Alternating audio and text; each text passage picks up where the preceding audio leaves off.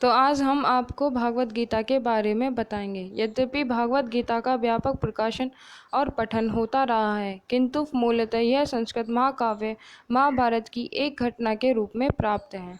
महाभारत में वर्तमान कलयुग तक की घटनाओं का विवरण मिलता है। इसी युग के प्रारंभ में आज से लगभग 5000 वर्ष पूर्व भगवान कृष्ण ने अपने मित्र तथा भक्त अर्जुन को भागवत गीता सुनाई थी।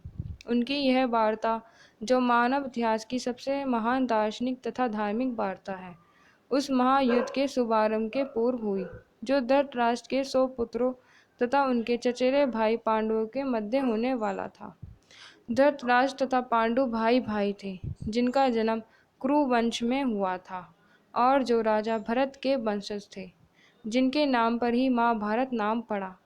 चूंकि बड़ा भाई धृतराष्ट्र जन्म से अंधा था, अतएव राज सिंहासन उसे न मिलकर उसके छोटे भाई पांडु को मिला। पांडु की मृत्यु बहुत ही कम आयु में हो गई, अतएव उसके 5 पुत्र युधिष्ठिर, भीम, अर्जुन, नकुल, सहदेव धृतराष्ट्र की देख रेख में रख दिए गए, क्योंकि वह कुछ काल के लिए राजा बना दिया गया था।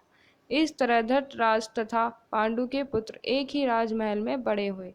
दोनों को ही एक गुरु द्रोण द्वारा सैन्य कला का परिक्षण दिया गया और पूज्य भीष्म पितामह उन्हें सलाह देते रहते थे। इतने पर भी धृतराष्ट्र का सबसे बड़ा पुत्र दुर्योधन पांडवों से घृणा और ईर्ष्या करता था।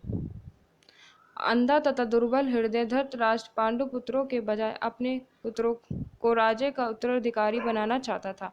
इस तरह धृतराष्ट्र के परामर्श से दुर्योधन ने पांडु को युवा पुत्रों को जान से मार डालने का षड्यंत्र रचा। 5 पांडव अपने चाचा विदुर तथा अपने ममेरे भाई कृष्ण के संरक्षण में रहने के कारण अपने प्राणों की रक्षा करते रहे। कृष्ण कोई सामान्य व्यक्ति नहीं है, अपितु साक्षात परम ईश्वर हैं, जिन्होंने इस धराधाम में अवतार लिया था। अब एक राजकुमार की भूमिका अदा कर रहे थे।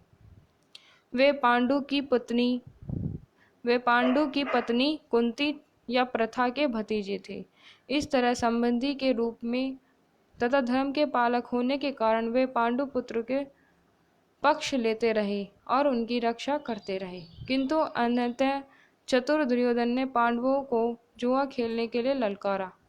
उस निर्णायक स्पर्धा में दुर्योधन तथा उनके भाइयों ने पांडवों की सती पत्नी द्रौपदी पर अधिकार प्राप्त कर लिया और फिर उसे राजाओं तथा राजकुमारों की सभा के मध्य निवस्त्र करने का प्रयास किया।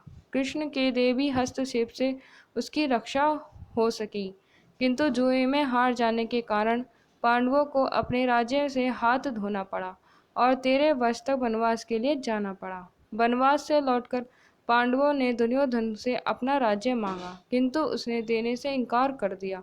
5 पांडवों ने अंत में अपना पूरा राज्य न मांगकर केवल 5 गांवों की मांग रखी, किंतु दुर्योधन सुई की नोक पर की भूमि देने के लिए राजी नहीं हुआ। अभी तक जो पांडव सहनशील बने रहे, उनके लिए अब युद्ध करना अवश्यभावी हो गया। विश्व भर के राजकुमारों में से कुछ धृतराष्ट्र के पुत्रों पक्ष में थे तो कुछ पांडवों के पक्ष में। उस समय कृष्ण पांडु पुत्रों के संदेहवाहक बनकर शांति की याचना के लिए धृतराष्ट्र के दरबार में गए। जब उनकी याचना अस्वीकृत हो गई तो युद्ध निश्चित था। अंततः सचरित 5 पांडवों ने कृष्ण को भगवान के रूप में पहचान लिया था, किंतु धृतराष्ट्र के दुष्ट पुत्र उन्हें समझ नहीं पाए थे। फिर भी कृष्ण ने विपक्षियों की इच्छा अनुसार ही युद्ध में सम्मिलित होने का प्रस्ताव रखा। ईश्वर के रूप में वे युद्ध नहीं कर सकते थे, किंतु जो भी उनकी सेना का उपयोग करना चाहे कर सकता था। राजनीति में कुशल दुर्योधन ने कृष्ण की सेना झपट ली, जबकि पांडवों ने कृष्ण को ले लिया। इस प्रकार कृष्ण अर्जुन के सारथी बने और उन्होंने उस सुप्रसिद्ध धनुर्धर का रथ हाँकना स्वीकार किया। इस तरह हम उस बिंदु तक पहुंच जाते हैं जहां से भागवत गीता का शुभारंभ होता है। दोनों ओर की सेनाएं युद्ध के लिए तैयार खड़ी हैं और धृतराष्ट्र अपने सचिव संजय से पूछ रहा है कि उन सेनाओं ने क्या किया।